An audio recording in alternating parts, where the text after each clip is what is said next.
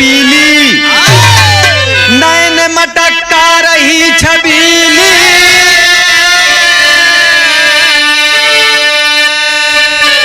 छबीली बहिरू के रही मिली,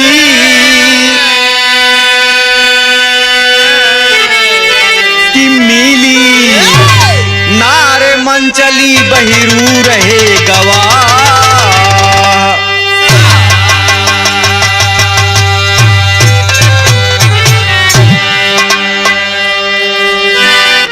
एक और हास रस का बिरहा आप सुनेंगे। जो गीत लिखा गया है दोस्त, आज के समाज के लोग बेटी बहन से शिक्षा लेंगे। आज समाज में ऐसा हो भी रहा है, एक आप लोटपोट भी हो जाएंगे और आपको शिक्षा भी मिलेगी। तो कहना है दोस्त, बहुत पहले की दोस्त कहानी है। एक ही गांव में बहिरू रहे, उनका नाम बहिरू रहन से काम का कान से बहिर ना रहे, सिर्फ नाम से बहिर रहे। ए भैया बड़ी बढ़िया की दुल्हनी से बियाह कैले हैं, बहिरू हैचा तानी यहाँ, लेकिन दुल्हन नंबर 1 टापो टाप बा। क्या कहना है दोस्त?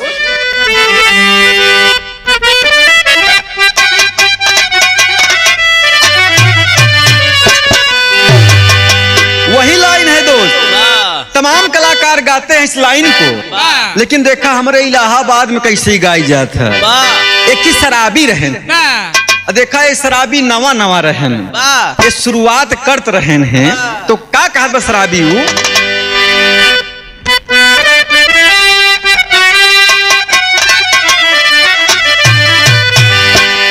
कि मैं शराबी नहीं, कि मैं शराबी नहीं, अरे इतना ना पिलाओ यारो, अरे नशे में मदहोश जवानी न गवाओ यारो, नशे में मदहोश जवानी न गवाओ यारो, नशे में मदहोश जवानी न गवाओ यारो। ए भैया कितना गवैया देखा था, ये गाय गाय कूद फांद एकदम बहाई डावत है, लेकिन हैदर गुरु हमारे कहत रहे हैं बचवा गाना वही गावा जोन सबके समझ में आई जा, एकदम किराई दिया। हाँ, मर भगाए से कौनो मतलब नाई बा, बात समझ सबका आवे चाहिए दोस्त। तो बाबूजी क्या कहना है कि मैं गरीब हूँ, मैं गरीब हूँ, अरे इतना ना, अरे ख्याल करो, अरे कोई मतलब तुम्हारा है कोई सवाल करो, कोई मतलब तुम्हारा है कोई सवाल करो, कोई मतलब तुम्हारा है कोई सवाल करो। ए भैया बहिरा के साथे छबीली में कौनो कमी नहीं न, अरहिया पे खाए कही दे, लोगन से बतियाए कही दे, तो होमा एकर कुछ न पिराए, एकदम फिट रही। लेकिन जब बहिरा कहो कौनो काम कही दे इनका, तो कहे हमार पेट पिरात बा, हमार मूड पिरात बा, हमार हाथ पिरात बा, कहू हमार गोड़ पिरात है, तो बहिरा लगा सोचे खाए के दाएं अरहिया भी चाहिए, एप्पल चाहिए, बनाना चाहिए, ऑरेंज भी चाहिए, कामे बरे कर माई करे यही। तो बहिरा लगा सोचे कि कुछ न कुछ बात जरूरी है दोस्त। एक दिन ओकर बहिन, बहिरा का बहिन घरे आए, कहे दुल्हन, कहन का भा, कहन हमार बहिन आज आवत यह है, खाना पीना तनी बनाई दे, ई लगी पहले से ऐसे ऐठे गोर रहे। बहिरा कहे हम समझ गए, होई ना होई हमारे पिछवारे बसवारी बा, ऐ करे वही पकड़े बा, चुरैलिया रमजनमा के अम्मा बहुत पहले ही बसवारी मर गी रही। क्या कहना है दो नजम के भाव मास्टर साहब? रहा एक बहिर जेकर नार छबीली रहली, उताने चलई गोरी एकदम नसीली रहली। बहिरा सोचई नजर टोना एका घेरे बा, पारे सोच रहे माल गजब हेरे बा। दारू अछत काला धागा लिया वही के पड़ी, चुरई ले घेरे बाटई एका भगा वही के पड़ी। पारे ओझा देखो नशे में जब धूप हुआ, पारे ओझा देखो नशे में जब धूप हुआ। जवाने बहू देख मंत्र तंत्र बुत हुआ।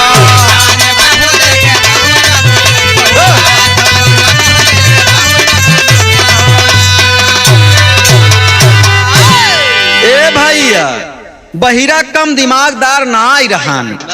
उ गांव में की पारे ओझा रहन और पीतौ रहाए, भांगौ खाई ले, पाम चिला मुहौ चढ़ाई ले, एकदम फुल ओझा मस्त रहन बाबूजी। अतनी ओझा हेमा होमा रहन। अब समझदार रहा, अब का बताई आज के समाज का मनई ओझाई 95% जान ला अशोक भैया। ओझा तो का मिली हेमा हेमा वाले, मतलब जाना थी कम बोला थी ज्यादा, जे करे ना उहू को भूत बताई दी। ए भैया ई बहिरा लेके पहुंचा पारे ओझा के पास। जब पारे ओझा दुल्हन देखें कहन बड़ी सुंदर लड़की है। बाबूजी पारे ओझा के मन में जान एकदम मना चंचल बा। पारे ओझा बर्दाश्त नहीं करता है। पारे ओझा बिचारा तहाई दुल्हन तो बड़ी सुंदर यह है। अब का बताई हम बाबूजी का कहतर जो है बाबूजी। ये मास्टर ए भैया जब लगा बहिरा बतावे कि पारे ओझा पदे में बहिरा काका लागत रहे, तो दुल्हन उनकर बहू भाई कहन ए काका, कहन का कहन हमार जोन दुल्हन बा होई न होई गमजनवा का अम्मा का पकड़ ले बा। पारे कहन ठीक ठीक ठीक चलता ही बिचारे बोजी का कहा थी पारे काका। एके बसवारिया केरे चुराई लिया, एके बसवारिया केरे चुराई लिया। चढ़ली जवनिया में धैले हो राम, एके बसवारिया केरे चुराई लिया।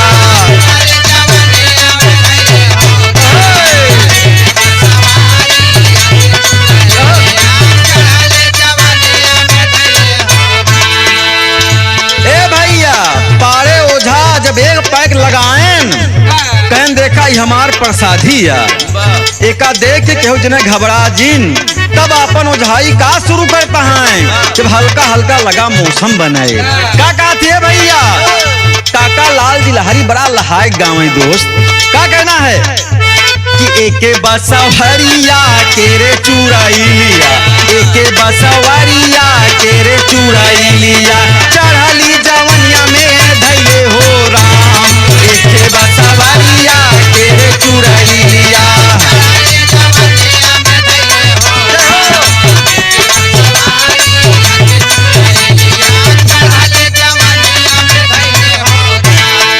पारे ओझा और का कहता है लगे रे मास्टर। अच्छत मारे बात आई देखा परोसानिया, अच्छत मारे बात आई देखा परोसानिया। फूलमती भवनिया धैले हो राम, अच्छत मारे बात आई देखा परोसानिया।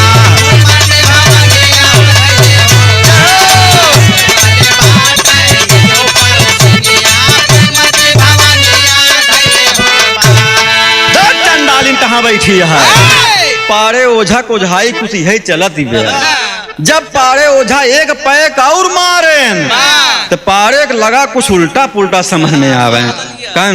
अब तो मुझे समझ में आ रहा है। जब और पैक होगे तब तो पारे ओझा देखा तहा सुंदर दुल्हन सामने।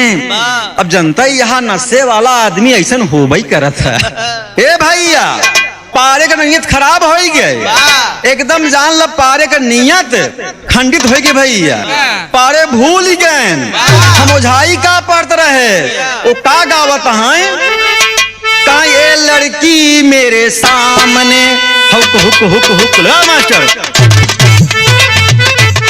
ये लड़की मेरे सामने मेरा दिल ले जाए जाए हाय हुक हाय हुक हाय। हाय हाय हाय हुक हाय हुक हाय हाय।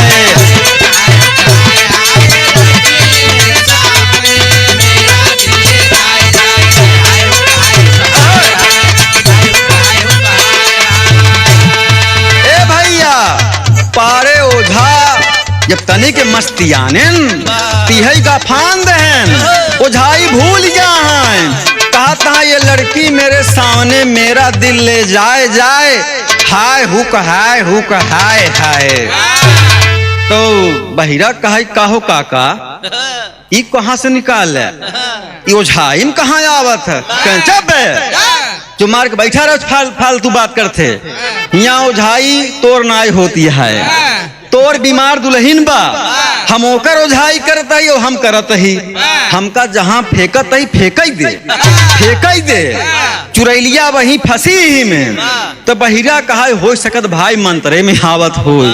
जब पारे ओझा तनी के और गरमाने तो का कहता है कि ये दुल्हीन मेरे सामने इसको टाटा बाय बाय हाय हुक हाय हुक हाय हाय हाय हुक हाय हुक हाय हाय। ये दुल्हीन मेरे सामने इसको टाटा बाय बाय हाय हुक हाय हुक।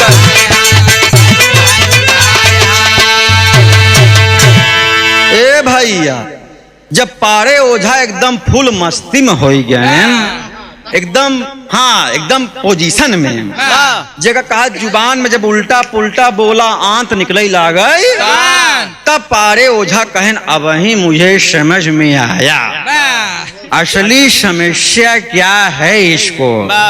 ए भैया जब एकदम फुल हो गए तब पारे कहन देखा अब ओझाई में शुरू करने चल रहा हूँ। पारे का कहा थी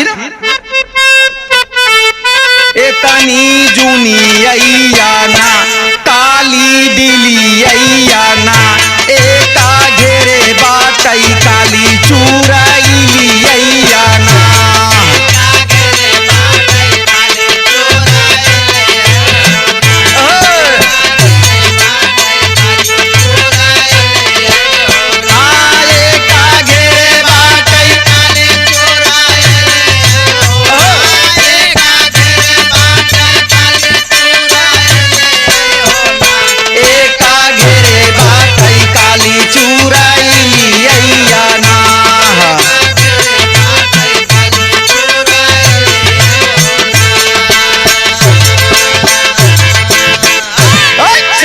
कहाँ जाके बैठी है डील पे फटाफट आई जा पारे कही है चलत बा। तो बहिरा सोचत बा कि अब पारे फॉर्म में आई गया लागत है मंत्र एकदम पहुंचावत है एकदम पहुंचावत है। अब बहिरा का नहीं मालूम बा पारे कहूँ और पहुंचावत है। हाँ ये भैया जब तनी के पारे और गरमाने तो पारे कहने बहिरा बे अब तैजा बहरे कहन काहे का भा जब ऐसे सुनता है बहिरा का करे बहरे हम जा भाई तो कहन बे दिमाग ना खराब कर जान ल चुरैल आवे वाली बा अब अही कुछ देर बाद यही खेली जान ल ग्राउंड में। तो कहन हम हूँ देखब कहन भर बे तू बहरे जा तेना संहार पाऊ बे चुरैल का मंत्र जे जाना था वही ओका संहार पावत था। तो अब बहिरा बेचारा खा जाना ही जब पारे तनी के और पहुंचन तो का कहा था ये भैया कहीं जाके बैठा तानी के बहेरावा होना एकर देखा बई हम घरावा दुआरावा होना।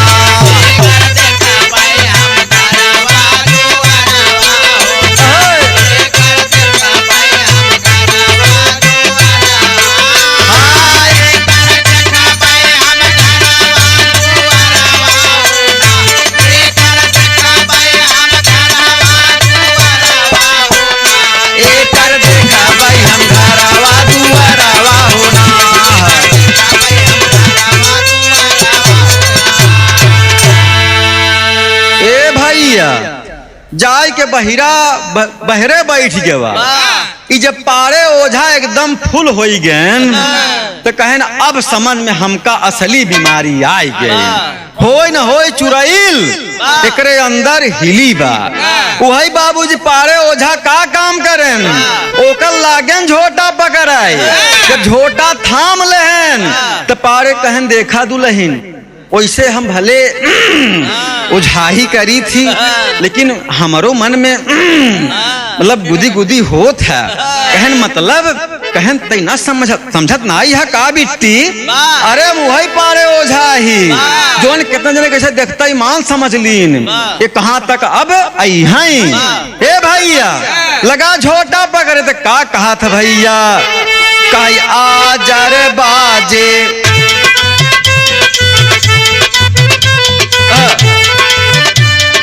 आजर बाजे झांझर बाजे और बजे कर ताल हो, जल्दी जल्दी खेले पतर की भागे भूत बैताल हो।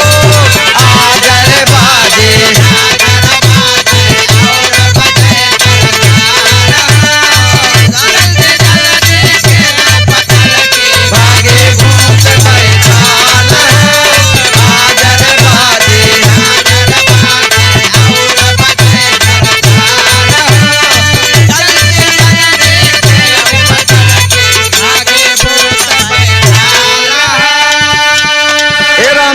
कितना जान लो ओझा ऐसे हैं कुछ और गावे लागत थी। वो का गाती कि आगे बढ़ई पीछे बढ़ई और बढ़े संसार हो, जल्दी जल्दी मिल जा पतर की भागई भूत बैठाल हो।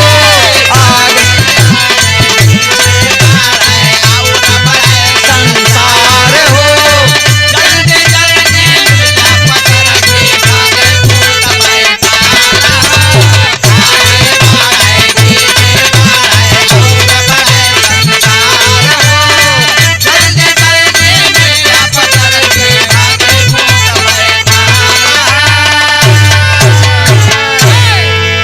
भैया पारे ओझा का ओझाई ऐसे चलती है।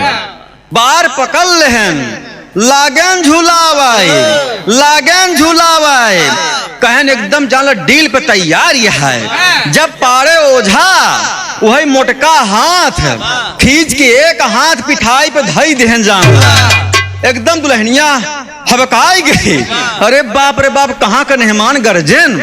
ए भैया पारे ओझा कहन तोरी चुड़ैली की जय रहा है, अबे जान तनिक टुन्नी पहुँचाए यही, अगर कुछ देर और रहबू तो हम पूरा पहुँचाई दे।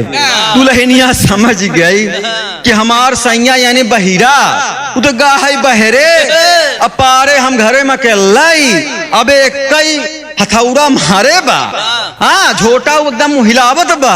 ए भैया कहूँ कुछ और लागे हिलाओ भाई, तब का करबे। पारे कहाँ दुल्हन तनिको घबरा जिन, तू तनी के हमका समझा हम तो का समझे। अब दुल्हनिया जब ऐसे बात सुनती एकदम घबराई गए। अरे बाप रे बाप हमका लागत ई पारे ओझा हमका पिंडा हमारे ही लपेट दे ही। अब जान ल भैया पतिव्रता दुल्हन थी वो, बस नखरे बाज रही बस। ए भैया का ये महाराज हम आई गए, एकदम ठीक हो गए का भद हमारा, हाँ एकदम ठीक हो गए। पारे कहाँ बड़ी जल्दी आई गए। ए चुड़ैल तबे रही कर नहीं महाराज हाथ जोड़ी हमरे बुलावा बहिरा के, हम एकदम फिट हो गए। समझ गया कहने बहिरा, पारे काका बुलाई देने बहिरा यहाँ आओ। कहन का कहने सैया हमका ले चला जान ला। अरे कहन भावा काबे कई फूकेम तोरी हाल बा। अरे कहन अगर कहूँ फिर दोबारा आई फूकेस तो हमका विश्वास भाई सब फूकी रही, एक कुछ बचबुड़ करी जान ला। एकदम भैया दुल्हनिया घबराई गए। बहिरा कहा अबे तो पहला मुलाकात कराए, ई तो ओझा रहे, अबे तो का सोखा का देखाऊ भाई, ओकरे बाद बैदऊ मिली उहू के देखाऊ भाई, तब समझब तोहार असली बीमारी कौन बा। ए भैया पारे ओझा झाड़ फूके कहन जा बहिरा बे, तोर दुल्हन अब पक्का ठीक हो जाए। बहिरा लियाए आगे पहुंच गया। एक ही भैया दुकान लगी बा, पहले देखा वैद ही होत रहन, आज लोग डॉक्टर हो गए। बाबूजी कहाँ पहुँचता है वैद के पास, तो क्या कहना है? ए भैया बहिरा का कहत बा, ए वैद भैया काहे की तर्ज है मास्टर साहब कि गगरी छुआई जाई रनिया। मास्टर कि गगरी छुआई जाई रनिया, अरे जाई जब धारा मावाना साई हो, गगरी छुआई जाई रनिया।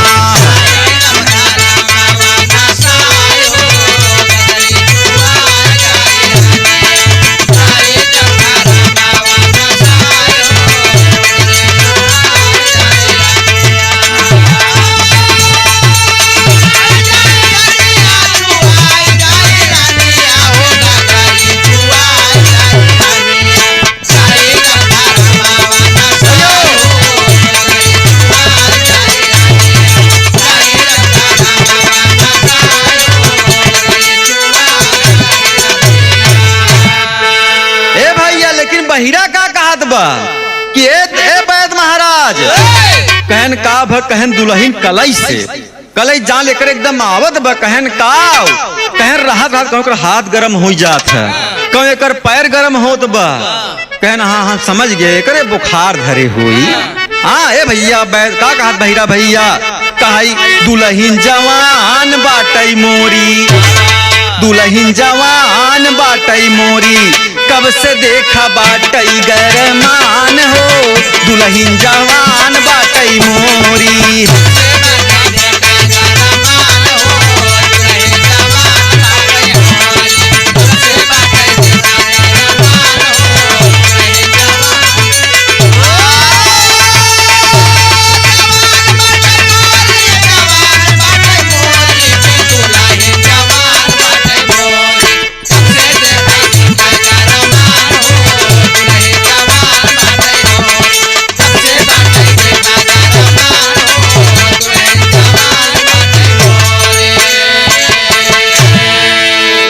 बहिरा कहता है कब से देखा बाटई गरमान हो, दुल्हन जवान बाटई।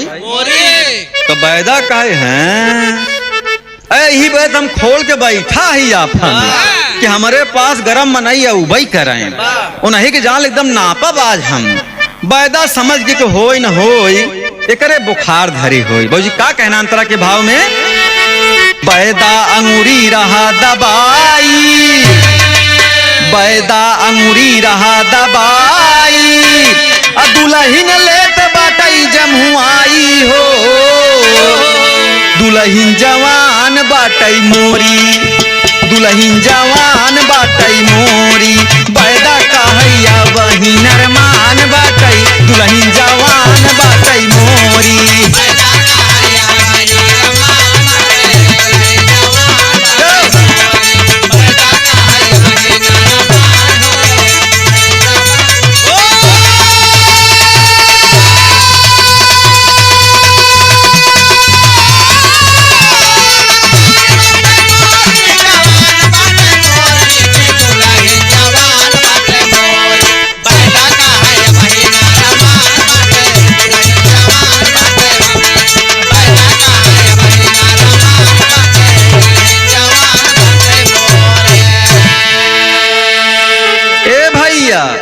वैदा कहा बहिरा बे अब अही तोर दुल्हन एकदम जान नरमान है, अब अही गरमान लगा अंगूरी दबावे, हाथ होत लगा टोवे। तो बहिरा कहा हाथ तो बड़ा सुंदर है, इसका लड़की एकदम ब्यूटीफुल होगी। कहीं सुना कुछ हम दवाई लिख के देते ही, एक आध सुई लागी सुबह शाम, आया काम हो जाई। अब दुल्हन बिचारत बरा मुआ का मर्जी बिना मतलब भाई फंसी है, हमरे कुछ भवाई नहीं बा। हम तो नौटंकी वैसे करते रहे कि घरे खाना ना बनाई, हाँ घर दुआर ना बहारी, बहिरा हमारा खेल कैले पता नहीं कहाँ कहाँ घुमावत बा। तो बहिरा कहा ठीक वैद भैया अब सुबह शाम एकरे सुई हम पक्का लगवाऊ। अब दुल्हन सोचत यह कुछ देर पहले अब वही पारे ओझा अपन फूकेन, वैदा सार सुबह शाम बिना मतलब सुई लगाई। तो बहिरा कहा दुल्हन कहा थी ए बहिर कहन कहा कहनावा चली घरे कहने अबे एक टुन्नी नाई चढ़े कहन मतलब कहन ओझा हो गए बैदा हो गया असली तबे भाकी नहाए कहन के कहन सोखा महाराज ए भैया आगे और चला गवा एक जवान लौडा नई नई सुखाई सीखे रहन जानला बाबूजी का कहा था बहिरा है पहुंचा कहा सुना आज कई दिन से दुल्हन हमार तनी के डिसबैलेंस चलती है कहन का भाई करे कहन न खाम पीछे बा न लड़ाई पीछे बा न बोलम पीछे बा तो कहन के थम पीछे बा कहन बस खाना बनावई में केहू को खियावई में तो सोखा समझ गए जोन रोग बतावता हमरे गांव में ढेर मनई के भावा ई कौनो नई बात बाबूजी सोखवा का बताओ तर्ज भाई मास्टर साहब गुरु जी गावत रहन कभो कभो काहे मेहरी के आगे कभों बर कई अब न केहा करताल मेहरी के आगे कभों बर कई अब न केहा करताल मेहरी के आगे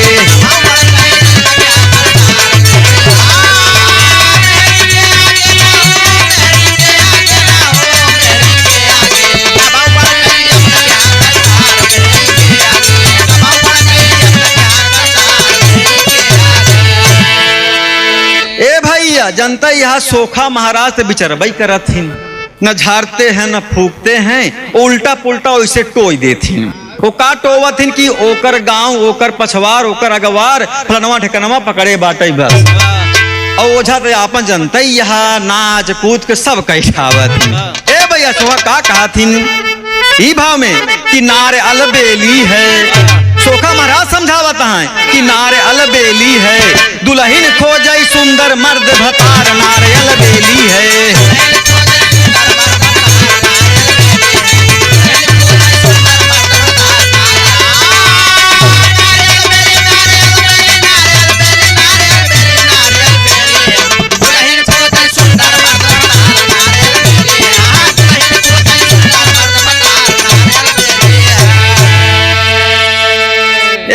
सोखा यह कहता है नार अलबेली है अब सोखा समझ गए तो कुछ ना हमका लागल कहूँ जवान लड़का हेरती बा दुल्हन बहिरा भाई एकदम जला टापो टाप पाए रहन एक बात आप सब जान ला गिरखे बा गाँव देश में इतना ही मनई जान ला हैचा तानी रहत है उतना ही चौचक जान ला दुल्हन पावत है अब बहिरा का लहान कुछ ऐसे बैठा रहन तब सोखा नवा लवंडा उहौ कहा हम इनकर समझ गए मतलब इनका का दिक्कत है का कहा सोखा कहा कि शाम सवेरे गोबर से नहवावा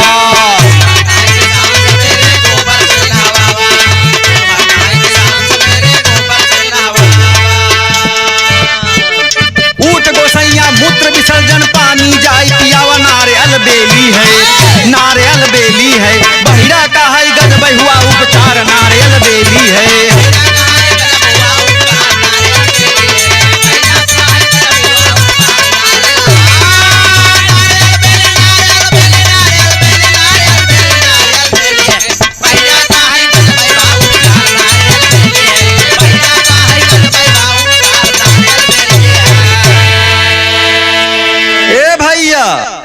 सोखा महाराज ऐसी बात बताएं अशोक भैया समझा कहन सुबह शाम एका नहवावा केथा से गोबरे से सोखा बहिरा कहा हो सोखा महाराज ये गोबर से कहन हाँ हम जोन कहा तू माने जा बस और एक चीज करे परी कहन का कहन शाम शाम कभाओ कदार डेली फांद है कोनो दिक्कत ना आई कहन कहन गांव में उड़ मिलिन जाई कहन हाँ मिल कहन ओकर पेशाब लैले है मतलब ओकर पानी लैले है सुबह शाम एका पियाए जाया अब दुल्हन लगी सोचे रमुआ के मारे जी ये कहाँ का सोखा है ऐसे ऐसा लवंडा सोखा हो जाती का बताई पता नहीं बियाह करे है कि नहीं करे दुल्हनी का हाल ही कहा जाना है एक को पता नहीं बिगाहा जोते बकी ना ही जोते खेत कुल पड़ती है यहाँ अरे किसानी के बात हम करते ही समझे जाया गेहूं बिसारे वाला। ए भैया चोखा जब एका बताएं दुल्हन बड़ी चिंता में बा कि गोबरे से नहाब तो हमार ब्यूटी तो पुल खराब हो जाई। आई एक दवाई कहत बा उठे का मतलब मूत्र बतावा ओकर चाहिए सुबह शाम पानी पी। यहाँ शुद्ध पानी कभी पी नहीं पावत है। अब चलिए बताओ उठे हम पी। दुल्हनिया एकदम डर गई कहा ये सैया एकदम जान लाभ हम ठीक हो गए। अब बहिरा सोचत बा ओझवा फूकस तो ठीक करे बैदा टोस तब ठीक करे सोखत बिचरता ईमान ठीक कह दे हैं। बाबूजी भाई का बाबूजी कहना उड़ान के भाव में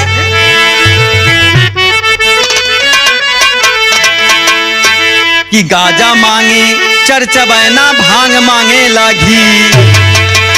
दोस्त समाज के नसीहत है ये जोन काम करते हो कर दवा बताए जाता है। गाजा ढेर पी ले तब भांग ढेर खाई ले दारू ढेर पी ले तीनों दवाई बा। रामदेव मास्टर फेमस एक तो तू लेत की नहीं इतवार मंगर मारे जावा कर। अरे जोखाम उखाम बहुत टाप दवाई गई कितना ही जोखाम ठीक कर ले थी यार। हाँ ए भैया क्या कहना है कि गाजा मांगे चरचबैना भांग मांगे लगी दारू मांगे जूता लात मेहद छंदी जी हो सारंगी फन में बजती ही नहीं। अरे बहिरा चतुर चूतिया रहा बड़ा अरबंगी सारंगी फन में बजती ही नहीं।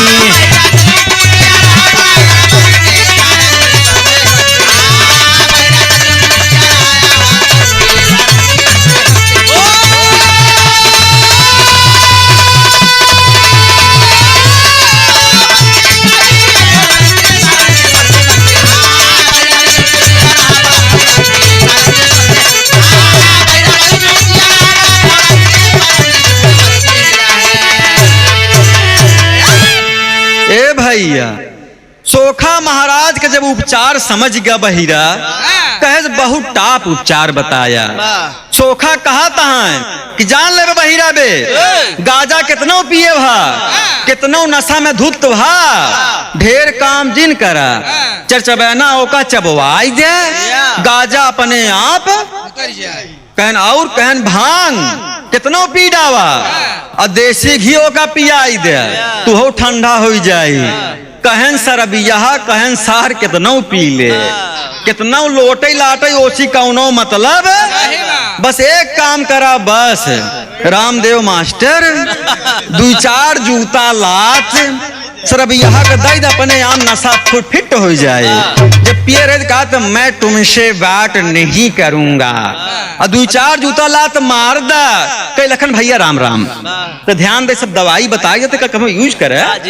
हाँ ए भैया तो दुल्हन समझ गई कि आपन छछंद अब हमका बदले के पड़ी नहीं जान ली जोन उल्टा पुल्टा सोखा लवंडा उल्टा पुल्टा बताई देस का बताई बतावा हम चली गोबरे से नहाई ये तो ठीक है उठे के बतावा मुंह तू हो पी ये देखा तम नहीं लगावे बड़े गंधा थी ओका पिए कहे भाई ए भैया अल्लाह के भाव का कहना है भाई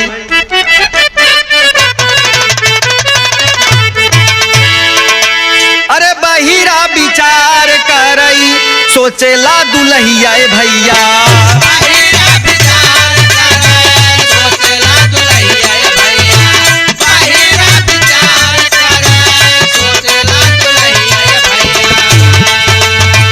गोबर गणेश करी हई रोज आसना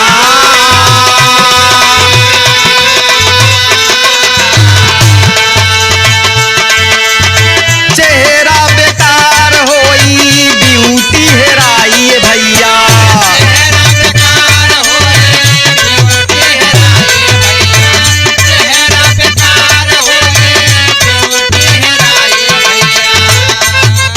रोज लागी ओझा सोखा बैदा के दुकान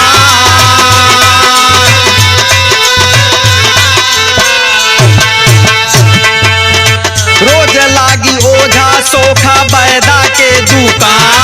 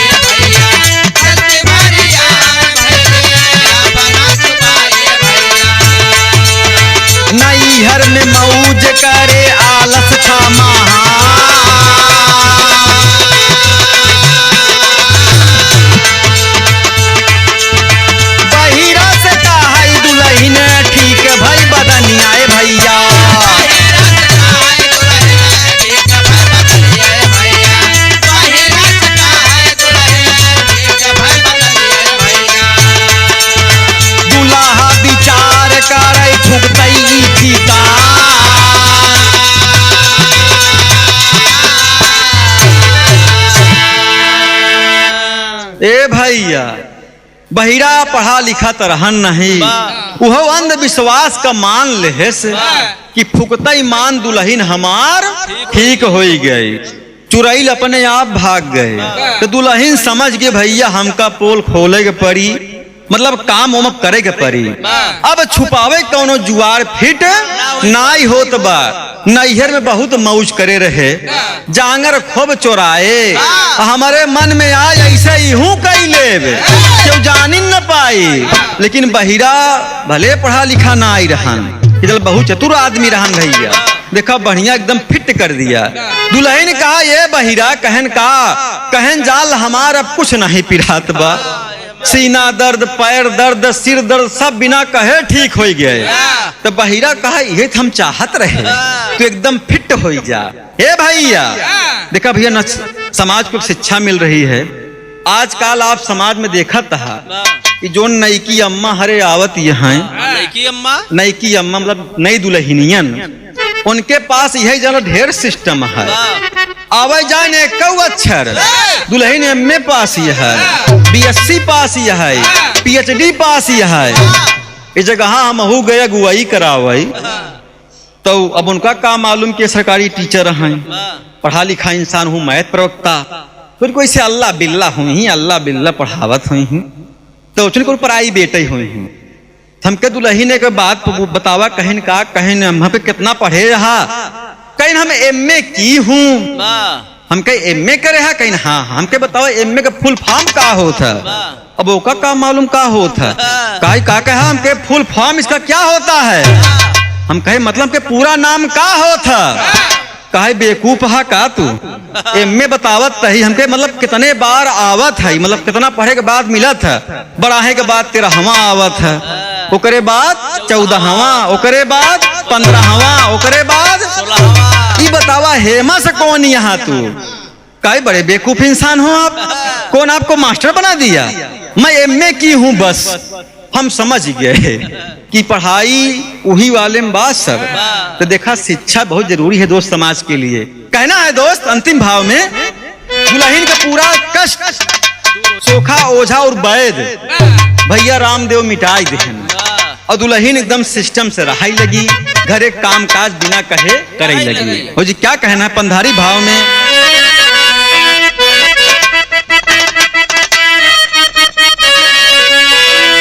अरे नार छछंदी रहली घरवा का गुलजार होई गवा, अरे नार छछंदी रहली घरवा का गुलजार होई गवा, शादी करे से पहले मर्दा अब लाचार होई गवा।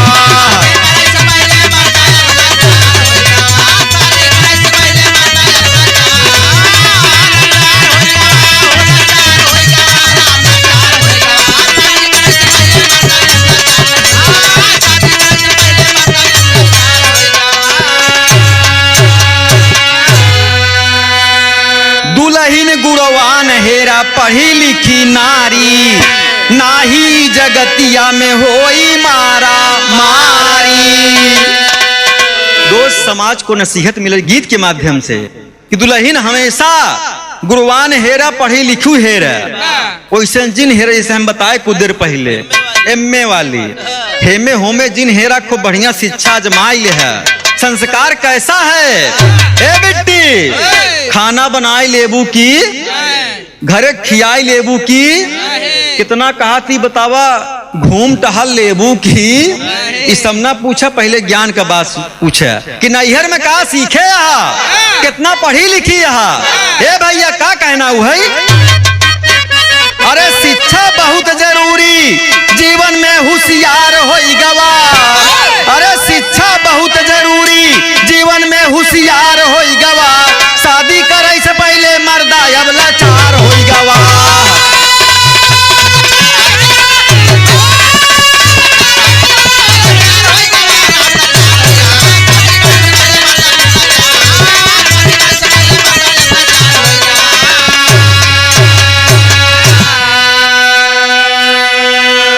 तो भैया देखा गीत के माध्यम से एक बढ़िया बात आप लोग के बीच में हमने प्रस्तुत किया। रामदेव भैया ध्यान दे, दुल्हन हेरे जाया तो ध्यान दे, शिक्षा तो है ही बा, और देख ले गुणों करे अंदर। का गुण बा और का गुण ना बा, छछंदी ना हो चाहे नहीं बहिरा वाला काम तुहू जान लब बहुत दिन फाने की पड़ी। हे भाई अंतिम हो कहना है कि स्वामी गीतानंद संत भय भूलुर तज गए कोतारी, अरे यादो राम आधार बिना, अरे सोनी बा फुलवारी हो सारंगी फन में बजती ही नहीं।